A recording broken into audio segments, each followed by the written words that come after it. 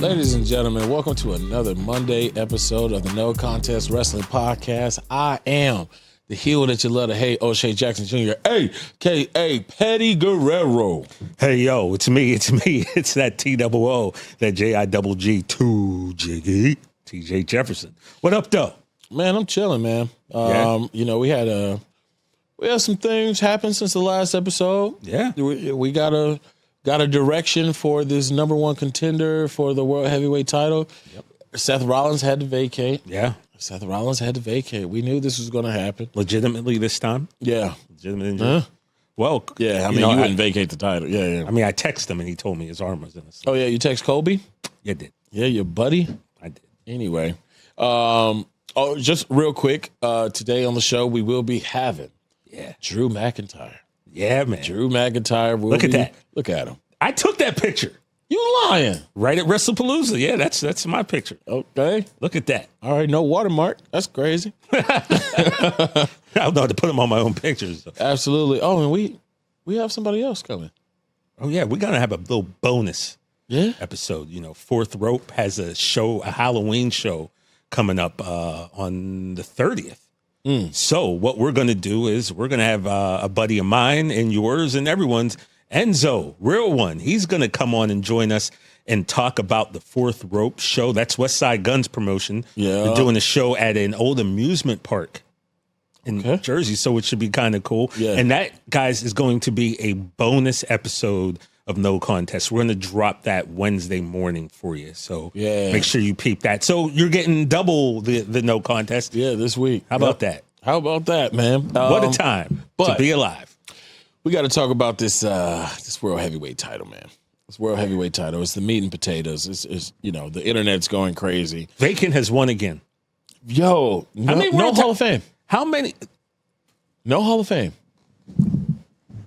Vacant needs, that's on my Hall of Fame list because Vacant has multiple world championship reigns. Yeah. Men's, women's, tag team. Like, yeah, where's Vacant at in the Hall of Fame? Let's make that happen. Yeah, man. Vacant for the Hall of Fame.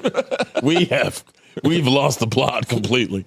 But so Adam Pearce tells us that we are going to have a battle royal for the man who's going to compete against CM Punk. Because CM Punk earned his spot. He earned his number one contendership. So you have this battle royal. Obviously, Braun Breaker and Bronson Reed have something to say about this. Oh, no doubt. Adam Pearce don't like how you talking to him. He really don't. I don't like all that. Come to find out, because of all the jaw jagging, Adam Pearce then tells Paul Heyman, yeah, your boys, they not in it.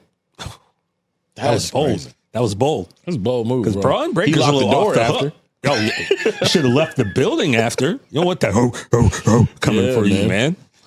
And there's a bit of turmoil that happens during this battle royal because, you know, our favorite brothers, our favorite twins, the Usos, well, at least our favorite twins. The internet will try to make you think that they're not. Yeah. But they have a little bit of turmoil between them. Jimmy and Jay have been, you know, at odds for these last couple of weeks. There was a situation, TJ, during this battle royal. Well, let me preface it with there was a discussion between them in the locker rooms. Like, you know, if I see the opportunity to take you out, man, I got to do for me. So y'all hope you prepare to do the same thing. But within the battle royal, I think I counted Jimmy saving Jay twice. Yeah. But when Jay saw the opportunity, he eliminated Jay and I believe it was LA Knight, but he eliminated his brother. And my man Dirty Dom and Jay were the last two in the battle royal. Jay ends up getting the victory. It will be Jey Uso versus CM Punk for the World Heavyweight Championship. For Vacant's World Heavyweight Championship. Yeah, for Vacant, poor Vacant. Right, and that is this Saturday, November 1st, Saturday night's main event on Peacock. Yeah. So let's talk about it, man. To borrow Trick Willie's phrase, how do we see this going for that Vacant World Heavyweight Championship? This is one of those situations where I don't like to see my friends fight for opportunity. Right, but hey, Jey Uso, the Usos in general. Yeah, friend of the show. But I've said this numerous times that my first time backstage at a WWE event, the people that looked out for me first from the jump through all these years were the Usos. So, and I've gone on this show and I've had plenty of rants about Jay and the IWC's unfair criticism of both the Usos, but mostly Jay and his runs. And CM Punk is my boy. Mm-hmm. I mean, look, he put us on the map. Yeah, so it's like two cats I really like, man. I don't have a dog in that fight. Yeah, I just want to watch and hope a good match happens. Get the popcorn ready and see what direction they go. But if I had to think from a creative standpoint, you got Jey Uso, who is not named Cody Rhodes, the top face in the company. I will argue with you that judging by crowd pop, and which is crazy to me that the IWC thinks that people are over Jay, because all you got to do is go to a show. Yeah, are you watching? So you saying 15, 16, 20,000 people who are all yeeting and bouncing are tired of him? I don't like. What are you guys seeing that I ain't seeing? He got people yeeting around the world and Say it again. So it is. But then CM Punk, he had the title stolen from him. Yeah, what, we have a 5-minute reign after that? You ain't have to. Why you got to do that? Well, because people need to understand where his mind's at. You know what I'm saying? Like, I don't even know if he got to 5. I don't even know if he got to 5. So but that lets you know he's hungry to get it back. He got to take it from him. And Jey Uso, if I'm not mistaken, never got his rematch.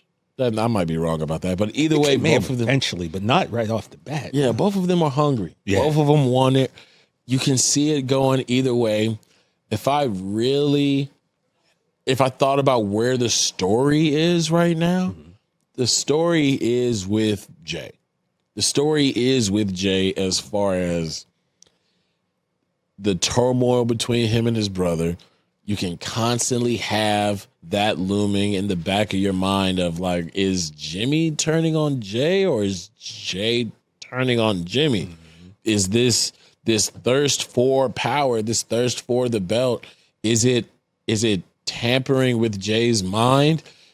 But then again, when you got CM Punk and you got Braun Breaker, drooling and foaming and chomping at the bit to get that title back, is there anybody more for him to be more motivated to have that get back than to be with CM Punk? But it's not like him and Jay don't have history because of that intercontinental beef that they had. So like it's a stressful time. It's stories. Yes, people. If you got to look, you got to dig deep a little, but it's right there. Yeah, there's all types of ways you can go. Now, if Jay regains the title, right now, how's this affect him and Jimmy's relationship? Because you can see a little bit above butting of the heads. And a few months ago when we were at the Royal Rumble in Indianapolis, we were lucky enough to have the tribal chief and then his wise man Paul Heyman, and in front of them we had the World Heavyweight Championship, not this beautiful NCW belt, but a belt is gorgeous in its own right, the World Heavyweight Championship. And do you remember what you asked Roman about that? Yeah, that was an NCW exclusive, by the way. I asked him, is there any chance that we see you go after this one right here? And he said if they want to elevate it. And I got to tell you, ain't nothing wrong with a little bit of elevation. You better say it. So you gotta wonder. You have the two main players in the championship match, but what's up for them next? Okay, and for some reason I got a feeling there might be a tribal chief that might be like, you know what?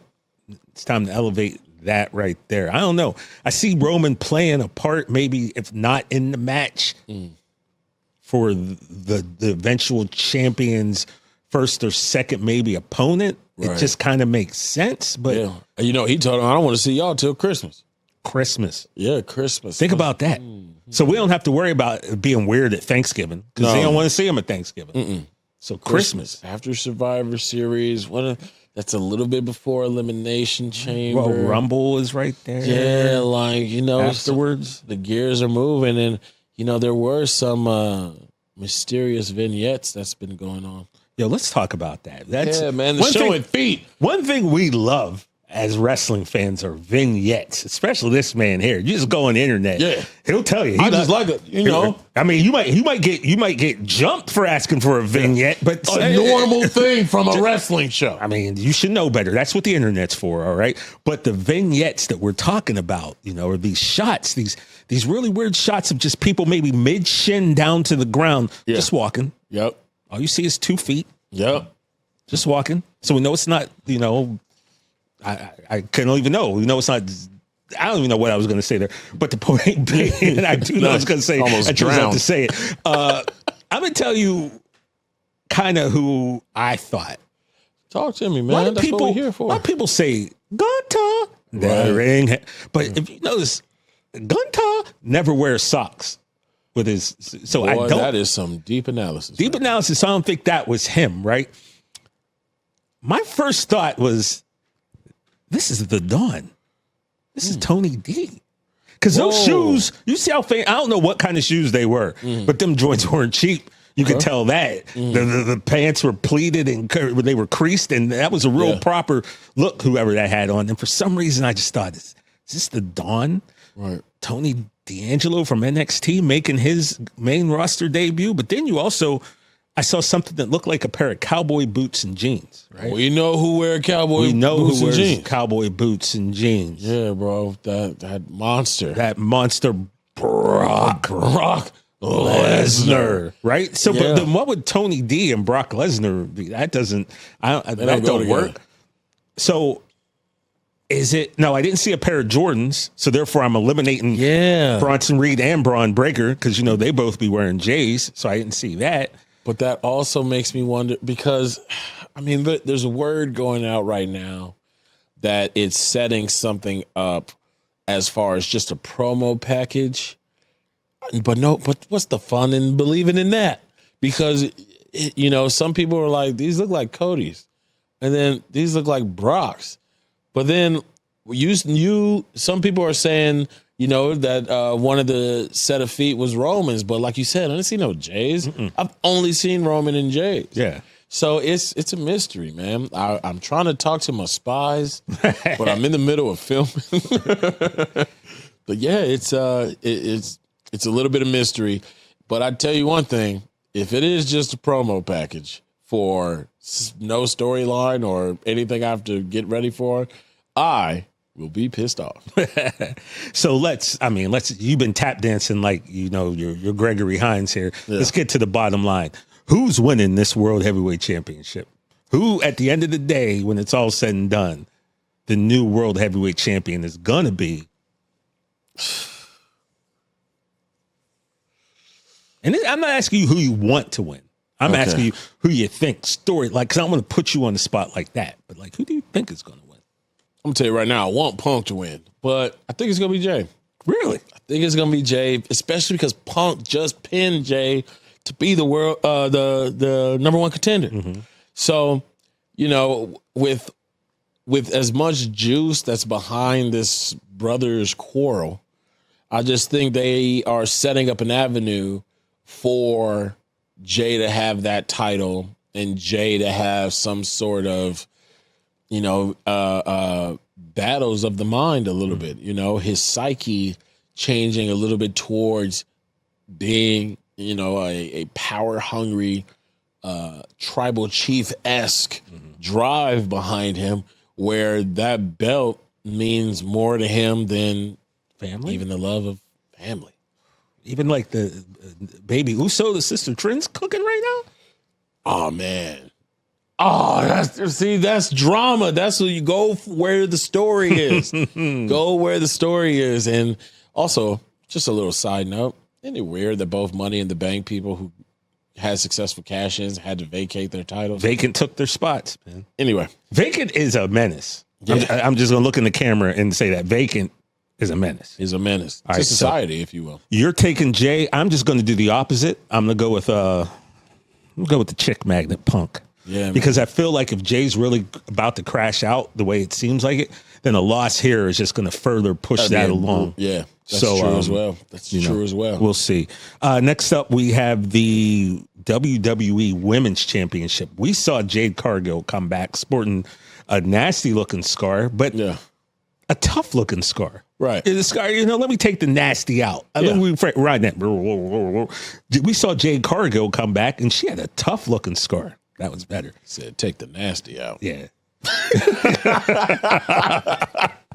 Yeah, man, but they did a good job. I told you when it happened. I don't think this is gonna be no stitch job. I think they're gonna go to a plastic surgeon because you can't. The face card is always valid, so you don't want to mess that up. But you could tell maybe a little paint was on it to accentuate it a little bit. Yeah. But she came out just looking like a superstar. That when you see her in the airport, they said about basketball players as people you see and you just know.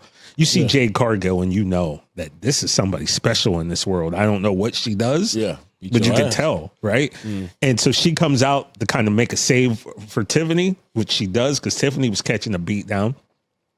And then Jade turned on her. And let's just say she put the bang thing on Tiffany, beat her down, and now she's done with the games. We're getting the AEW version of Jade Cargill, the heel, which I think a lot of people believe that works a little bit better for her because, as I said to Tiffany about a heel, right? You can't really relate to Jade Cargill, bro. No. Look at her. There ain't nobody that looks like that. You know what I mean? Yeah. She got 8 abs. Yeah. Gorgeous, built like Hercules, emphasis on the hurt, right? So how can mere mortals ever, have an understanding of or relate to Jade Cargill and vice versa? How's Jade Cargill going to relate to someone who sits on the couch and eats Smithsworth barbecue chips like I was doing this weekend? She can't. Yeah, I feel you. And this new look with the scar, looking like she ready to kill her brother and take over Pride Rock. I'm all for it. I am all for this villain arc, and I think it's time. Yeah, I think it's time. They put the big belt on her, and so I'm all for Jade Cargill this weekend. And when you got a super villain, there might be a superhero on the way because I have had half a year without Bianca Belair. Right. And I'm tired of it. Yeah, it's time. I'm sick of it. So it would be such a great way of Bianca returning to have Jade tripping. Jade, you tripping. And then as soon as Naomi gone, Jade now want to be a bad guy, which is going to make Naomi's tweets top tier. And I've been watching. I want to see what Naomi's thought process, what she thinks is now she going to be cool with Jade. Is she, how's she going to, handle this? So she'll be like, I told y'all. I told y'all. So I think we both got Jade Cargill becoming the new women's champion. And then we have our guest coming up in a minute or two here, a couple minutes. Yeah. Drew McIntyre looking to regain that WWE championship as he takes on the American Nightmare, the champion. Yeah. QB1, Cody Rhodes. Listen, this is a tough one. I like both of these dudes, man. Both of these dudes are my dudes, man. I can't front. Shout out to Cody Rhodes. But yeah, man, this is sketch because WrestlePalooza, I was like, all right, yeah, you were there. You and Miz, you guys almost talked me into it. But then I had to go with Cody because Nepo Baby's up by $1 billion. But man, you let him get another chance at you, like real soon. And Drew is highly motivated. Mm-hmm. And it's there's in my mind, there's no way that Cody, in my mind, still just freshly got the belt back. That it's time for him to lose it again. But man, it's hard when you're giving a guy with that much charisma, that much heat, everything that Drew McIntyre has brought and made himself over these last 2 years of when he had the feud of the year with CM Punk, just all the great work that Drew has been doing, and what type of shock would it send? You want to talk about shaking it up a little bit. That'll do it. And they've been doing it for SmackDown. They've been doing it for Raw. we didn't know the vision was going to crack as quick as it has. Caught pink eye. Yes. That's nasty. It's because you texting on the toilet, Vision. But yeah. So who knows, man? Who knows if this shakeup as well? It's going to be worth watching, and that's going to be available on Peacock on Saturday. Utah kind of sucks. Not really the people, but mostly the Jazz. By the way, this is a Laker fan speaking, so that's why he has. They don't even listen to Jazz in Utah. I bet you Wynton Marsalis is playing somewhere. Some peanut. You don't listen to no Jazz, bro. Me? No, you do. You black. But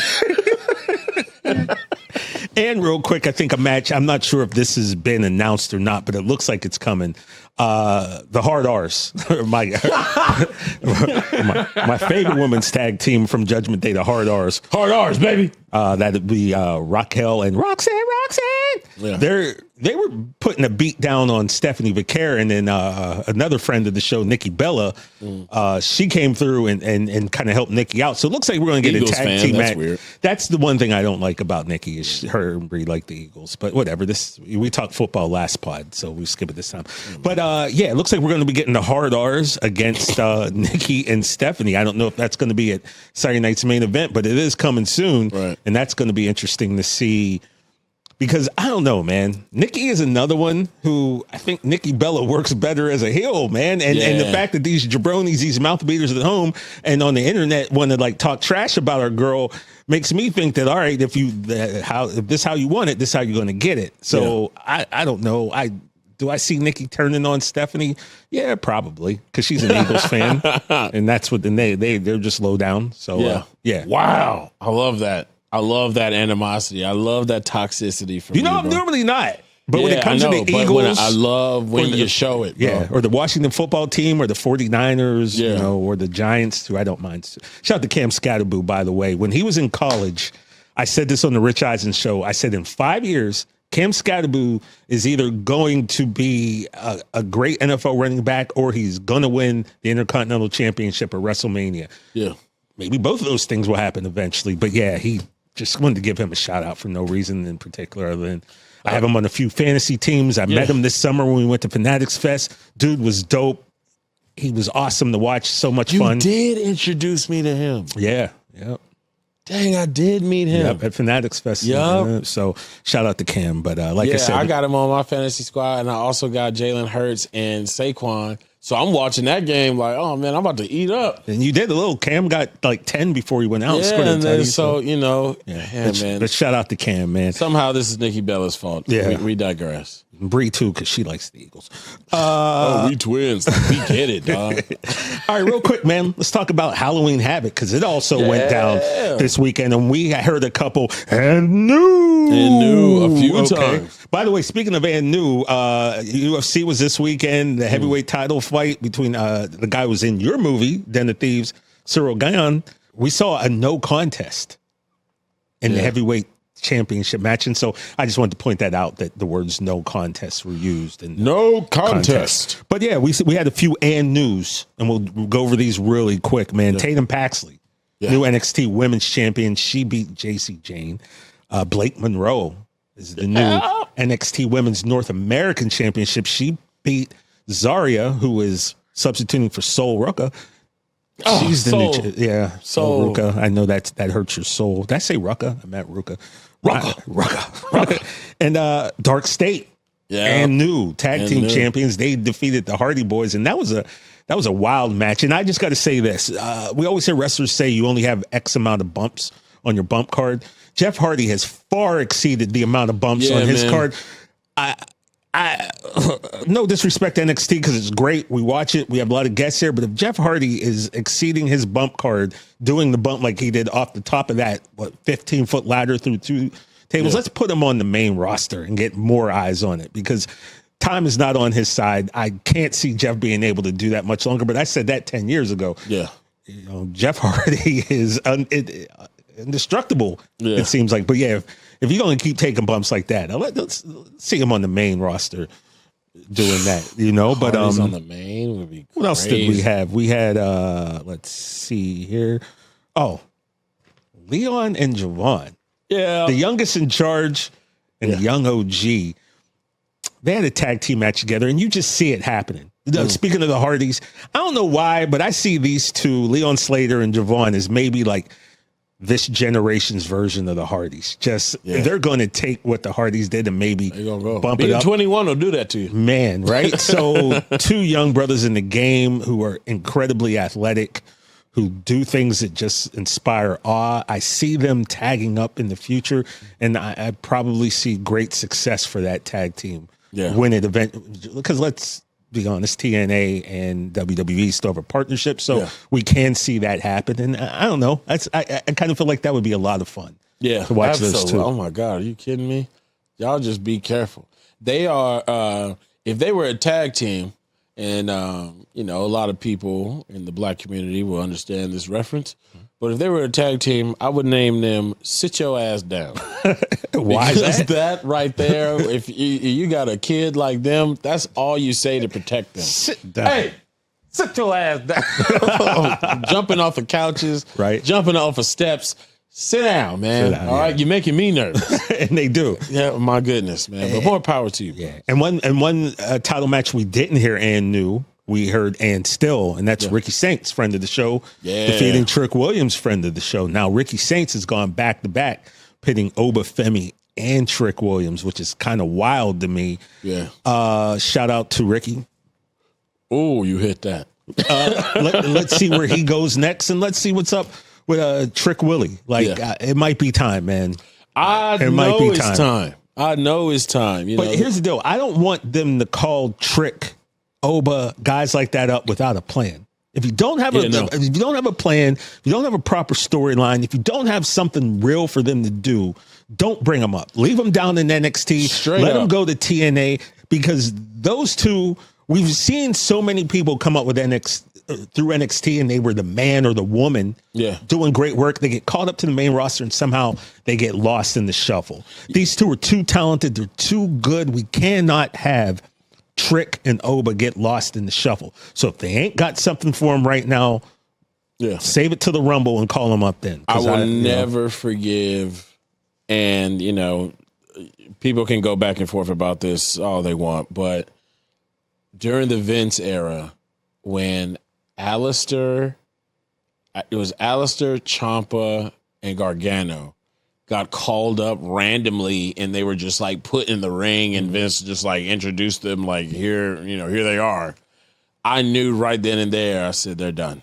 It's you got to do it right. You got to handle it right, because those names that you named, they're running NXT right now, and they got people that really care about them and really believe in them, and they see it. And not everybody watches NXT. They got great numbers and all that, but there's still a large number of the WWE universe that doesn't tune into NXT because they have it in their mind that these are the people that aren't ready. Let me tell you, watching NXT, you're going to have a good time, especially if you get to go to a show, one of these PLEs that they put on for NXT. Get out there and go. It is a different environment. It is live and in living color. So, they need to take their time, because they got something special in Oba. They got something special in Trick. Even when Toni Storm got called up, it was a little wonky. They had her in the story eventually with Charlotte, but it just seems like, already? So, and we saw with Toni. Well, for Toni, it took a turn for the better, because she's become one of the greatest performers and one of our favorites in wrestling. By far, as far as like female characters, Toni Storm is my favorite of all time. Yeah. But also, I want to talk about Tatum, because the fans were really behind her to win. And she did. She pulled it out. But my thing is, man, there was a lot of women who, and look, I don't want to make anyone mad, but I think there were a lot of women who maybe a little bit more over, maybe more well known, who you would have thought may have been the ones to unseat JC, and because we were shocked when JC beat Stephanie for the title, right? Absolutely. And there were still so many women down there who could have been put in that spot, and for some reason they still haven't. So I want to knock Tatum or anything, because obviously the fans were behind her. She's putting in work and she's doing her thing. But it just kind of makes you wonder, like, what did like the Jadas and the Lashes and the Lolas and women like that, what do they got to do, man, to get over? But yeah, well, I mean, we shall see. Yeah. It's another one of those situations where you think you know where things are going, then they shake things up a little bit. And this is the second time, this is the second champion where you were like, oh, okay. All right, this is the journey that we're about to go on now. And I'm sure she's gonna prove herself. Yeah. The character work is there. Yeah. The character work is there. In-ring work. You know, she's got that little back handspring that she be doing. I love that. So it's you can see the pieces there. Now, there might be people in your mind that you think have been in the oven long enough that they should get the opportunity, but it's not about that a lot of the times. And so we're going to see how they handle her. And what does this mean for the other ladies that are there? And their story right there with the culling. You saw Izzy. Dane looked like she's about to take her head off with the title. Mister, it's like, how are you going to explain this on Tuesday to Tatum? That's... You know, Tatum obviously looks up to her. She follows her, you know, like that's her friend when she didn't have any friends once Bird Lady flew the coop, you know. So Bird Lady. I love Lyra Valkyria. I'm just going to say that, as do you. We're big fans here. We need to get her on. But yeah, man. So Lyra Valkyria. So let's a lot of good stuff happening in NXT. And I'm looking forward to see where all these storylines go. You know what I'm looking forward to? I think I have an idea. That interview with Drew McIntyre. You know, I have a copy of his book. You know, we do research here. Yeah. People think that we just be reading. People think we just come in and man, we do research. I have Drew's book. It was it was released in 2000. I want to say 20 or 21. Drew McIntyre, A Chosen Destiny, My Story. So you know, I was rereading this because I've read it years ago. I actually read this book twice. Yeah. Just made some notes and stuff for what we got coming up next. Don't y'all ever, let me get this right here. Don't you ever in your life question the Big Tuna's reading ability. Yeah, you need to cut that out. Hear me? It's the Big Tuna, bro. Out Tuna, Pennsylvania. You know, in your mouth. Pause. Anyway, Drew McIntyre. let's get to it. Let's get to it. Our next guest is one of the best in the business. Before, there were the conspiracy TikToks of Shiloh Hill. This master of criminology was writing letters to the FBI at 10 years old. He would then go on to become a Royal Rumble winner, a Money in the Bank winner, an NXT champion, a two-time tag team champion, an Intercontinental champion, World Heavyweight champion, and a two-time. He did that. WWE champion, the never duplicated, underappreciated. That's for sure. Drew McIntyre. Yeah. Welcome to the pod. Oh, what an intro. A perfect intro. Thank you. Underappreciated Drew McIntyre. The key thing you point out there, the degree in criminology, because I feel like I'm constantly defending myself, pointing out the obvious in WWE, yet everybody just doesn't see the truth, even though I present it to them, and it was logically possible. He's spitting facts right now. Absolutely, man. It's a pleasure to have you, Drew. And unlike you, we're never bored at work. I got to be honest with you. We love being here. Yeah, man. Yeah, I love being at work most of the time too. I mean, it's been a lifelong dream to be in WWE since I was 5. I was the first Scotsman to get signed from Scotland, the only ever British WWE champion ever. You know, you think Bulldog must have won it, British Bulldog, William Regal must have won it. Nope, just this guy here. So I've achieved all those dreams, but at the same time, it's so freaking frustrating sometimes being the only guy that can see the truth. And everyone else, no matter what evidence you present to them, they can't see the truth right in front of their face, no matter what you say. Yeah, well, we're gonna get through some truths today, Drew. Yes, first thing that we like to ask our guests on their first time on NCW is, when did you get bit by the wrestling bug? Tell us a little bit about those days as the XSBW champion. That's Extreme Scottish Backyard Wrestling. Yes, sir. Wow, the backyard wrestling on the dirty mattresses.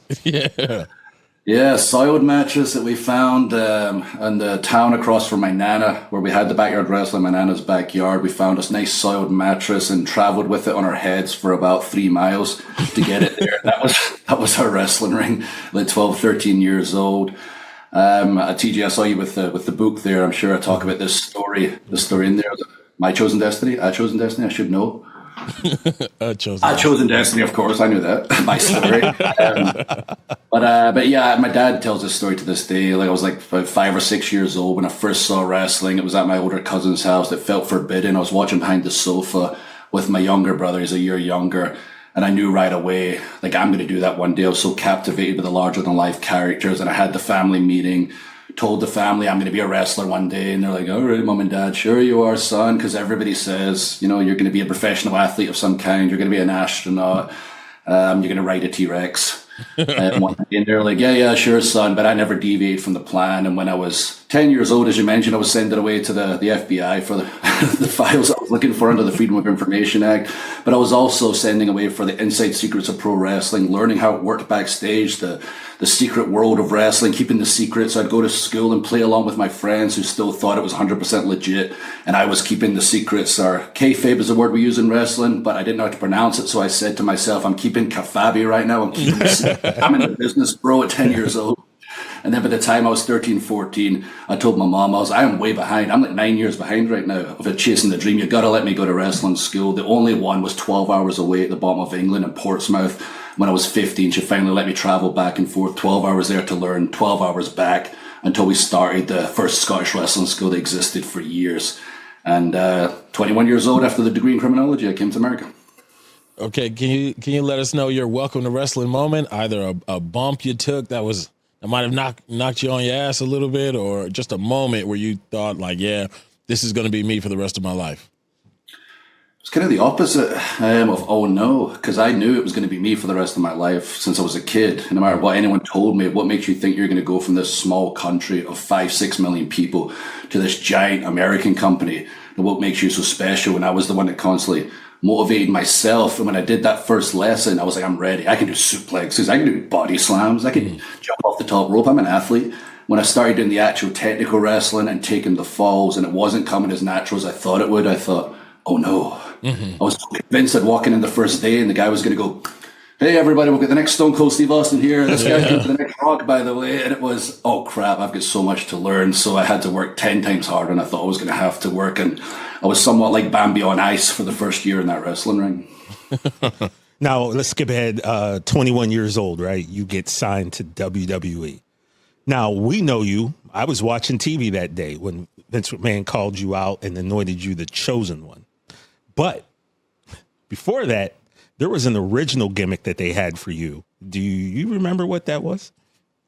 There's a couple, but I think the one I talked about. This one is a guy who is on the side of a camera having pictures taken of himself. Yeah, that's the one I assumed it was. Yep. The runway man. The runway man. And I remember it getting pitched to me by John Laurinaitis, who was head of talent relations at the time, and telling me, you know what, Florida Championship Wrestling, which was there prior to NXT, we know today, the original developmental, and he built it up. I was listening to him describe the character and thought, oh no. And then he went, in the name, the Runway Man. You're going to have your own model runway, and you're going to walk down like a model, and you're going to, oh my goodness. I was picturing in my head, basically, all my dreams were going to hell. The life's work, the Scotsman sign from Scotsman, it was all going down the toilet. The next meeting after Johnny was to go to Vince himself and pitch this idea, and I kind of sat silent, and Johnny pitched it to Vince, and I think Vince saw my face the whole time. And he just said, what do you think? And I thought, whatever you need me to do, I'll make it work. But I had my head down kind of the whole time, and I think he read me like he doesn't want to do this. And thankfully, they let me play closer to myself. But I learned years later it was nowhere close to myself, because it took me till I returned to WWE after getting fired, which we'll probably talk about, where I finally found myself as a wrestler and as a human. So you ended up, you lost 35 pounds. You were watching YouTube videos, learning how to do a model walk, correct? Yeah, I looked like an anatomy chart. Shane Helms at the Hurricane described me as an avatar. I used to have the ponytail at the time, and the Avatar was the big movie. If you painted me blue, I would have just looked like a giant avatar. I lost so much weight. And it turns out I didn't need to lose all that weight, because I was coming in as an arse-kicking chosen one when I thought I was going to be this runway man. I was practicing walking the imaginary runway backstage, and I was like, oh my God, I've got 2 left feet. This is going to absolutely bomb. Could have been a disaster. I wonder what I'd be doing in Scotland right now if I was a runway man, because I would not have succeeded in WWE. Criminology, you'd been doing something. Yeah, right. You're on CSI. Yes. Now I'm profiling all these idiots that I work with now. Okay. Now, another fun question that we like to ask is, you got to take a lot of moves, but you also give out a lot of claymores. Can you think off the top of your head any time where, it's not ballet, TJ. So sometimes people get caught sometimes. Can you think of your nastiest claymore? Yeah, there's a couple. Yeah. I mean, most of the time, everybody walks away with all their teeth intact. Mm-hmm. Unlike Jacob Fatu, or Bleeding Gums Fatu, as I nicknamed him. I caught Samoa Joe real bad one time in a Royal Rumble.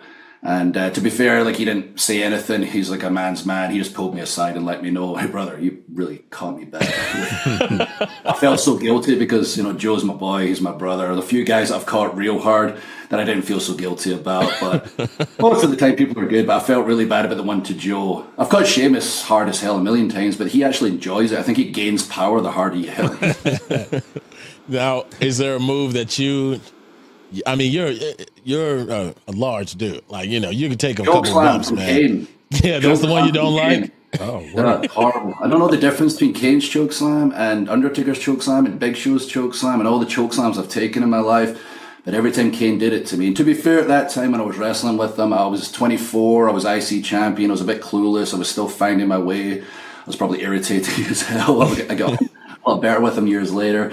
But so maybe he was just trying to put me through the ring. I don't know. But he's very big, very strong, and that chokeslam hurt like hell. Wow, Kane. Yeah, I could see that, right? Yeah. So you mentioned earlier about, you getting letting go. I don't think we're going to spend too much time dwelling on that, Drew. But at 29, we will make note that, you left WWE and you went to got fired. Okay. Hey, you left. You left. I say you left, man. I think they made a mistake. Things weren't clicking, as you said in your book. You had an interview about 6 years ago here on the Rich Eisen show where you said, like, basically demons kind of caught up with you and it affected your work to the point where they let you go. A lot of people could, kind of be like, all right, this is it for me. But you didn't, man. You looked at this as an opportunity to kind of reinvent yourself in your career. Am I correct? Yeah. When I was writing the book, I had to kind of go through it again because in my mind, I got fired and I just figured it out, became the biggest independent star in the world. And I was back in WWE, and it was a lot more to that. During that time in WWE, my mother got sick. She was the closest person in the world to me. She inevitably passed from cancer. I never told the company. I never took time off, and I was burning the candle at both ends. And I was just mentally and physically a disaster that time, and I had to be out from under the microscope to figure things out. And the firing, whatever you want to call it, was a blessing. Aside the fact that my wife and I, my girlfriend at the time, just moved into our first apartment 3 days when it happened. And I had to decide, are you going to keep down this path of wrestling? What is there outside? Because there's no other companies right now, really, and not enough money in the independent level.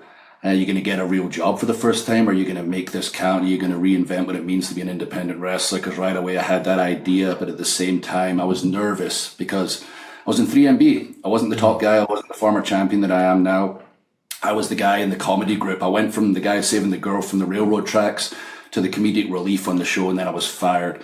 And I spoke to a few guys that I know, like, Luke Gallows, Colt Cabanas of the world, Chris Masters, who are masters of the independents, and they told me, basically, you go around the world once, you make a certain amount of money, the second time a little less, and eventually you find a wage and you do your WWE character hoping to get back one day. And I was like, that ain't it.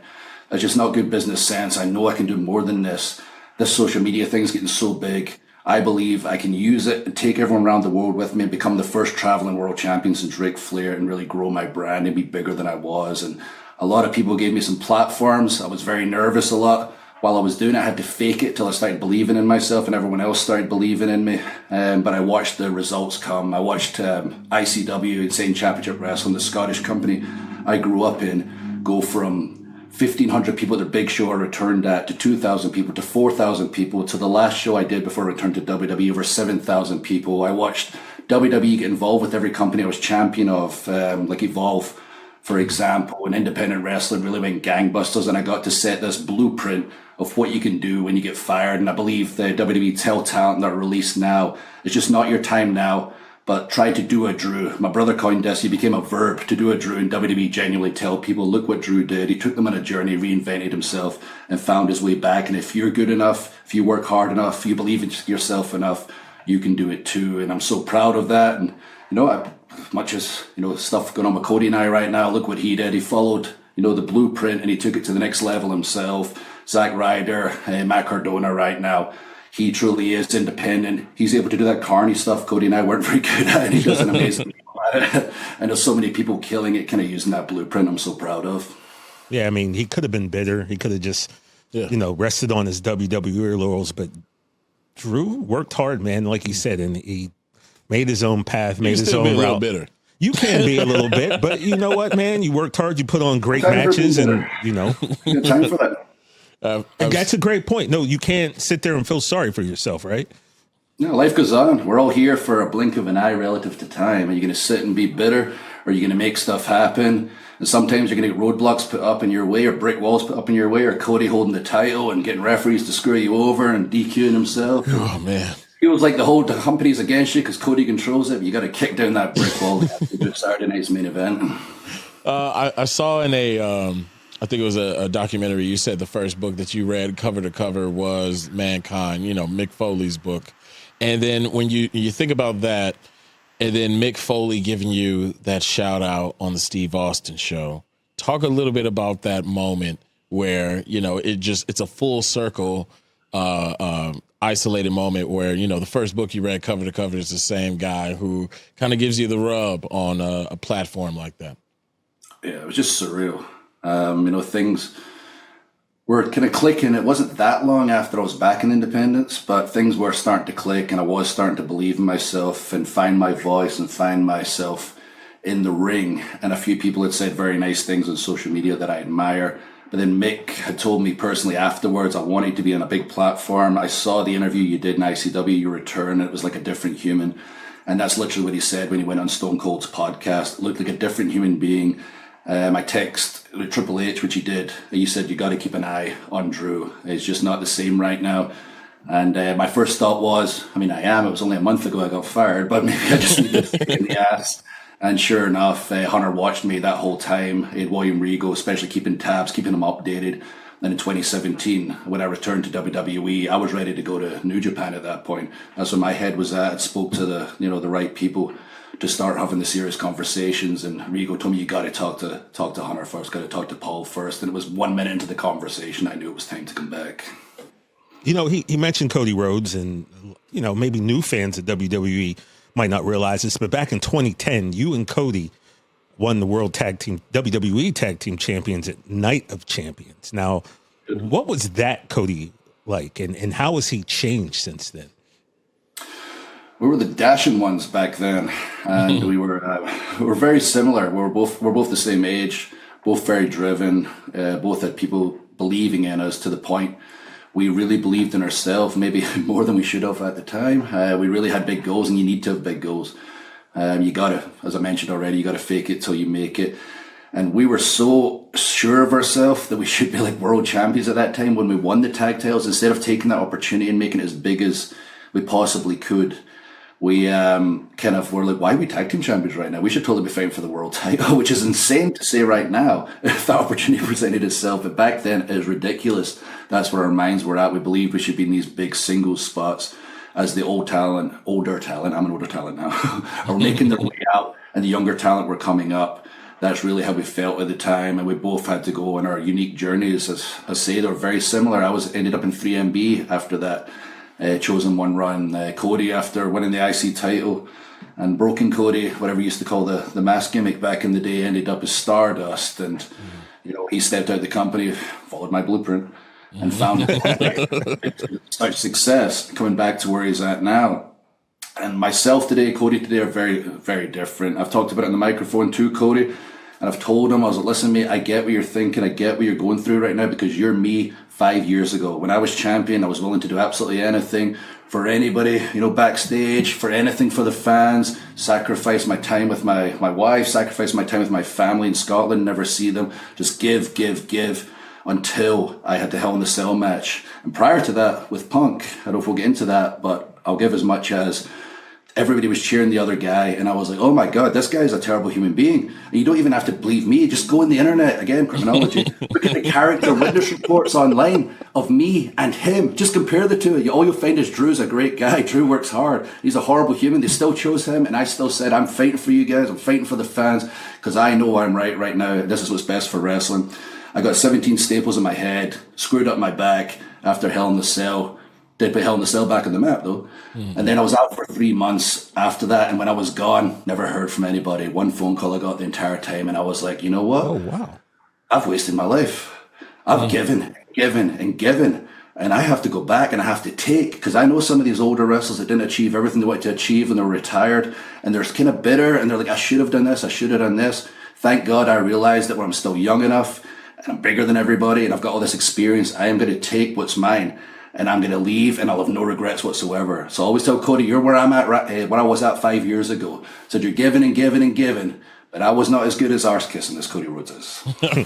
And here's a reminder for everyone that this Saturday, November 1st, the Dashing Ones, they're going to be going at it, but this time they won't be a tag team. They're going to be fighting for that WWE Championship as Cody Rhodes takes on Drew McIntyre. And, you defeated, as you said, Jacob Fatu to become the number one contender. You and Cody met at WrestlePalooza a few weeks ago. Unfortunately, that didn't go your way, and now you have another opportunity. Because Cody's referee screwed me over, just to be specific. We were there, Drew. We were sitting front row. We saw an 8 count at one point, and then the referee stopped me from kicking his head through the table, even though it's not a DQ, is it? If I kicked his head into the steel steps or the metal ring post, not a DQ, right? These are, I mean, I say this on TV every week. I said it last week. Hey, everybody, here's the facts. You cheer this guy, and they went, yay! And I was like, this is the propaganda. It's unbelievable. Propaganda. Like, he's so talented, the propaganda, but he is genuinely so talented. That's what it comes down to. He is phenomenal in the ring. He's a phenomenal competitor, but I believe that he believes everything he does is for the greater good. That's why he's so convincing. But at the same time, some of the stuff that happens, whatever he has to do to keep that title, use the referees, get disqualified, he justifies it to himself, and he believes he's the only one that can hold that title, because we need someone so positive like him, bringing positivity, the smile, kissing the baby, shaking the hands. And that's great and all that, but it's just not the way the world is. The world needs honesty. It needs brutal truth. Again, I would have done that 5 years ago. I am Cody in 5 years from now, and he's going to say, my God, Drew was right. Because when I'm champion, I'll be telling the brutal truth. And when you tune in, you're not going to know what to expect. You're like, oh my God, this loose cannon's going to come out. But I'll tell you the freaking truth every time. I'll be brutal with everyone backstage, brutal with our roster, brutal with the fans. And you're going to say, this is what the world needs right now, is some damn honesty. Because that's what we don't have, not just in WWE, in the entire world. We need Drew McIntyre as champion. Drew McIntyre might tell you a joke, but he'll never tell you a lie. Yeah. And we've said this, I think, last year. Debate me, you'll lose every time. I tell the fans, the Cody crybabies, what Rock called them. Yes, I just called them complicit. I'm like, listen, if you're a Cody fan, it's fine. It's fine. Just don't make revisionist history. Don't lie. Don't try and jump through hoops, try to make sense of everything. Just say, I'm a Cody fan no matter what. I'm complicit in his crimes, or I just believe his propaganda, and I'm with him no matter what. And then I'm fine. Just don't ever debate me, because you will freaking lose every time. We said that last year on our pod. It's wild. Drew has these valid points that he was making, and yet the fans still chose to boo him. And it was very weird because Drew had a reason to crash out, and the fans just didn't want to see things People from the big put their man's heads side. in the sand. It's a reflection of society. It's not just WWE. People prefer sunshine lollipops and put their head in the sand, and I hold the mirror up to everybody, and they don't like it. But even when you were champion, January 26, 2020, a horrific day for a lot of people. Unfortunately, we lost Kobe Bryant that day, and the only bright spot was that we had that Royal Rumble. Man. We had the amazing return of Edge, but you also coined you stamped your ticket to go to WrestleMania, and you had to win without the fans. Yeah. You talked to us about having that amazing feat under your belt just for the world to stop, and what it was like to have that moment in from the virtual fans. Yeah, exactly. Yeah, I've talked about it a lot, and it's obviously not how I pictured as a kid. No one can see that. Even Royal Rumble, again, such a bittersweet day. Kobe passing and his daughter, and the pilot and everyone that passed. Yeah. That chopper crash was freaking. It sucked. Everyone backstage was on a downer, but we were like, come on, people in the crowd are on a downer, like right now, people watching are on a downer. Let's needed you guys that day, man. That's what WWE does. We're there for you, put a smile on your face, get your emotions going no matter what. And we knew it was going to be a good one. Like, Brock was in there as champion and he was running through everybody. The story was amazing. The Edge return after 9 years and the shock of myself winning at the end. And I was concerned that people were going to boo because Edge had returned. I was on the way up as a babyface, an organic babyface, good guy. People were getting behind me so big at that time. But it's freaking Edge. He was gone for 9 years. And I was like, oh no, we've seen this with Roman. We've seen it with Batista in the past where the good guy wins and they get booed out the building. That's going to be me. And I eliminated Brock. 40,000 people went crazy. What a feeling. I eliminated Roman at the end and the same exact reaction happened. And it was just unreal that people had said, that's our guy. I felt like I'd finally crashed through to that next level. I'm going to Mania. This is unreal. It's in Tampa, my American hometown at the time. I'd lived there for 12 years. Everyone's going to be there. My family are coming over. It couldn't be any more perfect. Then the world shut down. Yeah. I was like, when things start going well for Drew, does that mean things go bad for everybody else? But I knew during that time when all the sports companies shut down, all the entertainment companies shut down, and we made a decision as a company to push forward. It's our responsibility. When people are scared, we didn't know what was going on at that time. People were genuinely scared and in their homes and not sure what to do or what to think. We gave them the first weekend of WrestleMania on Saturday and Sunday. I knew it was that last match. I knew I had Brock. I knew we had a chance to help people escape. And I took on that responsibility just like everyone else did. And it felt weird to have nobody there, I guess, in the building when I won against Brock except the cameraman and commentators. And I watched it like everybody else watched it on the television because it was pre-taped. But the response was so cool to see people in their homes so happy and having a little escape during that time. And I can tell you, 40,000 people when I won the Rumble, I had that adrenaline rush like no other. So many people going crazy. You can't think. I couldn't keep my legs anywhere. I fell down on my knees at one point. When I beat Brock, the difference was because it was silent. I almost had this conversation in my head that I wouldn't have until the adrenaline would leave me. When there's a lot of fans cheering, I could think clearly. There was this clarity there because there wasn't that same adrenaline rush as it would be if there was 80,000 people in Tampa screaming at WrestleMania, which would have been the case. And later that night, when the adrenaline goes, you're in your hotel, you look at the title, because I've had this happen a few times in my life, and you have yourself a serious heart-to-heart conversation and go, wow, I can't believe I did it. I had that in front of the world just because of the nature of that WrestleMania, because of the silence. And I was in that moment with the title, and I thought about everyone that sacrificed to get me there. Not what I sacrificed, but people around me believing in me. My family had sacrificed, and my mom's not here anymore, but she's watching right now, and just it was very special. And I remember reaching out to the camera, which I thought they would edit out because we don't break the fourth wall like this. Should we break the fourth wall? Hi, everybody.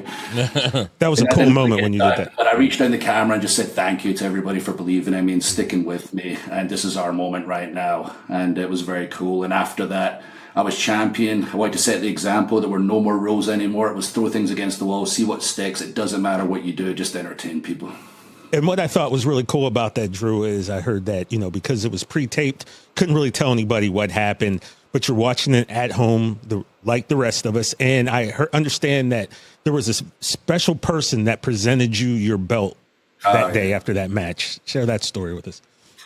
Yeah, whenever I talk about this stuff, I always get choked up. I'm like Cody, except he cries at everything.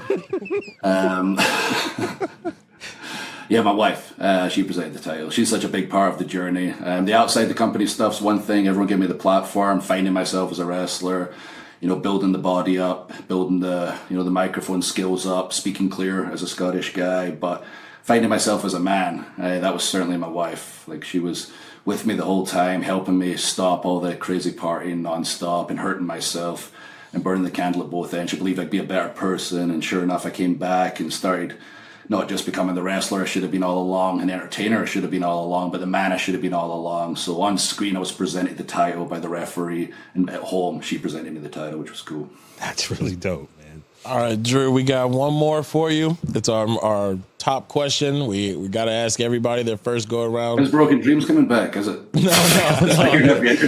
Well, I'm not counting on that because none of us are going to be lucky enough to hear that. I don't think they want to give us that, because if that happens, people are going to lose it. So, you're in a bar. You got 50 dudes in that bar, and they do not like Drew McIntyre. All right. And I know you're the Scottish Warrior, but you got to go full Scottish psychopath on them. All right. I need you to pick a team of you and 4 other superstars to make sure Drew is getting to the car. And I had a friend who we talk about him, John Piermarini, used to work for WWE. When he worked there, I'd ask him questions. Who were some of the tough guys backstage? And your name was one that always got brought up. So I need to see. Yeah, I love John. I haven't seen him for a while. Okay, who's 4 guys? Who's 4 guys? All right. And Drew, they could be from any era as well. Oh, really? Yeah. Okay. You could go back in time. Brock popped in my head right away. Solid. Yeah, I mean, he's the kind of guy, like, I've been in ring with certain guys like Big Show, Mark Henry, and the likes, where they grab you and you're like, they could do anything with me right now, but if you let me go, I'm going to run away. Brock, chase you down and catch you. So let's go. Yeah, Brock. Velasquez was there for a minute. He's one of the only few humans that could beat up Brock, so let's go Velasquez. Okay. That's a great answer. He was there. I remember in like Saudi one time. I was chatting with him for a minute. He does count. Haku. Yeah, of course. That's necessary. That's the Haku question. Yeah, I mean, it's always like a given. And the funny thing is, if you get to know him, you get to meet him, whatever. He's the nicest guy in the world. It's always the nicest guys. I mean, like me, I'm the nicest guy in the world. And TJ, like you said, I'm always come up in those conversations as one of the tough guys backstage because it's the nice guys you got to watch out for. Okay, so we got Brock, Velasquez, Haku. You. So One more. One more. Do we need someone to sacrifice? Hornswoggle. Oh, make some of the boys happy because he drove some of the boys mental. I always got great with him, but he drove some of the boys mental. They would end up kicking his arse, and you know what? It was totally justified them kicking his arse. So we'll sacrifice Swoggle while the rest of us beat everyone else's arse because he's beating that team. Oh, they're going to love that on the internet. Right. All right. So just a reminders, this Saturday, November the 1st on Peacock. Yeah, the main event, we'll see WWE champion Cody Rhodes take on our guy, Drew McIntyre. And Drew, on Sunday, what are the headlines going to read when it's all said and done? What was that? Lenny in my corner. So that's a Lenny. So they got Lenny in my corner. I've got my death row chin. Man, they keep well, the dashing ones explode, much like the mega powers. But the headlines are going to read, shock, because to be honest, I've been screwed so many times. I mentioned this on SmackDown. I believe it's 18 title matches. Someone on Twitter can correct me, on X can correct me. The amount of title matches in a row. I don't mean world title matches, WWE title matches, but there's been so many in a row now. It's become about me finishing the story. Yeah. So Saturday's main event, everyone's expecting Cody to win. I'm going to shock the world. It's going to give WWE that injection we need right now. We're just getting strength to strength to strength. This is going to take us to the next level. The headlines are going to read shock, but it's not going to be a shock. I'm going to bring the truth this place needs, and Cody is going to have to dig deep down and find himself and see if he's got what it takes to prove that he really is the man to try and step up to me again, because I'm leaving Saturday's main event champion. Oh, baby. Drew McIntyre, we appreciate you for your time, man. Go listen to some Oasis and get you a burger, bro. We were told we only had 30 minutes with you, so hopefully one day we can do this again a little bit longer. We got so much. We talked about doing this in person. So when I'm in LA, I'm coming in the studio and we're doing this in person. We could talk for about 3 hours. You can all edit it down to what you want it to, because we could talk all freaking day. Drew, we're going to hold you to that. I mean, we're not going to make you do it, because I've stood in front of you. You're way better than me. But, this has been a fun interview. You all look like big fans of the product. To get on with you both. This is just easy. This is just a chat. Like some of this stuff, I wouldn't bury anybody. Like last week, I was talking to some people who clearly did not want to talk. And I sit there like, I just want to get out of here. Well, y'all, I can talk all day long. Yeah, and side note, while I was filming Den of Thieves, I had to put Drew on Gerard Butler's map. So Gerard Butler is a fan of Drew McIntyre. Just letting you know, really? man. Yeah, absolutely. When I he told him gets where as you much was crap from, as me from Scotland. Like my accent, anybody hears it, the whole world thinks Scottish accent. Scottish people hear an American twang, and there's nobody that gets more annoyed about a slight twangier accent than Scottish people. So when I go back home, I'm sure he gets the same. Me and Gerard Butler, I was like, man, why you talk like that? Why you Butler talking like you got pure Hollywood on us? I'm like, that's why. That's why our accent's too hard to understand. That's why we have to tweak our accents. And Drew, soon O'Shea and Gerald will be doing Den of Thieves 3. And so, I don't know, Don't let me get two of them on set. Saying there could be a little role for the future WWE champion. Look at you, man. You're trying conversations are going to be over there. Yeah, but we got a chance to hang out with Drew a little bit after the night one of WrestleMania. It was really good chopping it up with you. And like I said, I'm a decent sized dude for a normal person. Yeah. Drew was standing in front of me talking, and I literally was just like, oh, man. And then at one point, when someone says something funny, you kind of like, I did that to Drew, and I hit his shoulder, and I think I took a step back. I was like, this guy, jeez. Gained 10 pounds since then. So wow. That ain't fair, bro. That ain't fair. You're always. I looked at the roster and I thought, I'm not competing with anybody else. Clearly, I'm just going to compete with myself. And I thought, I bet I can get bigger and more jacked and improve my mobility. And I brought in a personal trainer 4 months ago. And the first time in my life I followed a diet ever. And if you compare the pictures from 4 months ago to now, I've gained 10 pounds of what feels like lean muscle. We're going to check it out very soon. My mobility is better than it's ever been.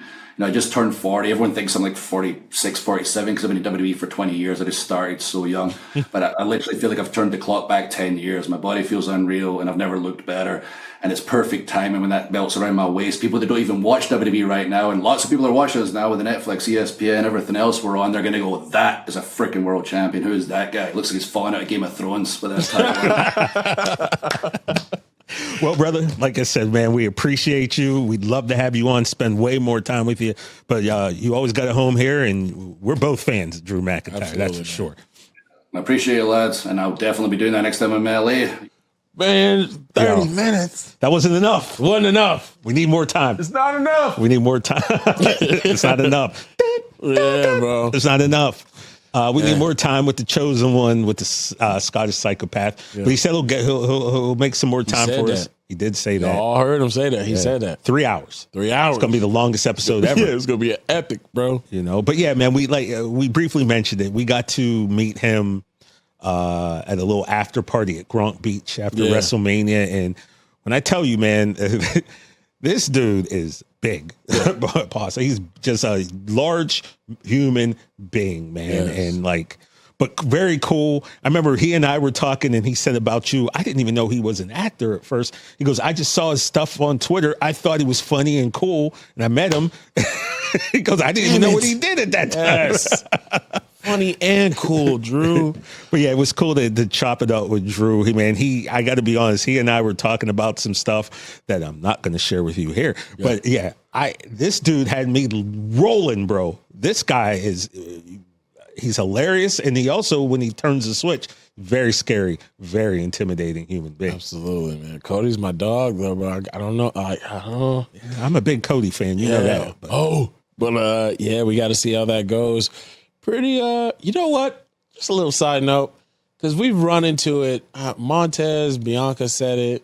Drew said it. We've had a couple people. It really brings me joy that I have wrestlers tell me that they love me cussing some of y'all out on Twitter. And I never go at you. I'm just defending myself. You're a nice guy. I'm high key, really chill. Yeah, I'm really chill. All you want to do is play video games. Let me nerd out on the internet. Watch wrestling. You know what I mean? I thought this was America, people. Jigga, Kelly, not guilty. Yeah, man. So it's truly an honor to cuss some of you jabronis out on the internet. I will continue to do so because I am a good guy, dude. All right, but I'm also a man of the people. And if you think that I'm this jerk, this evil guy, it's Nepo Baby. I'll be that guy for you. Well, you are a Nepo Baby. Yeah, Nepo Baby's up by a billion. Well, like we always do at this time. I'm going to tell you where you could find us and follow us now on Twitter or X. We're at There's No Contest. Instagram, you can find us at No Contest Wrestling Podcast. On Twitter, No Contest Wrestling Pod. And of course, on YouTube, you can find all of the videos. This episode with Drew McIntyre, you can go back to episode 1 with CM Punk or anything in between. Just go to the Rich Eisen Show YouTube page, which now has over 1 million followers, or just type in No Contest Wrestling and everything will pop up here or there. Yeah. And remember, this Saturday, November 1st, Saturday night's main event on Peacock, you get to see Drew go after that WWE championship And a bunch of other. noise. You get to see CM Punk and Jey Uso. You get to see Jade Cargill and Tiffany Stratton. You know, you get to see maybe the Hard R's take on Stephanie and Nikki Bella. We're still not sure about that yet, but it's going to be exciting. Raw in a few hours. We're going to be leaving the studio. We're going to be hopping in the car. We're going to drive down to Anaheim, and we're going to check out Monday Night Raw. Can't wait for that. Yeah, absolutely, man. That'll be Saturday. Yeah. And even better, because I know a lot of people, they like us. We gave them a big episode last week, over 2.5 hours. People loved it. Yeah. This one's a little shorter, but that's okay, because we're going to bring you a bonus episode on Wednesday. We're going to be talking Fourth Rope. That is West Side Guns promotion with my man, Enzo, Real One, formerly known as Enzo Amore of WWE. He's going to tell us all about it. And that's going to be a bonus episode of No Contest on Wednesday morning. Make sure you check it out.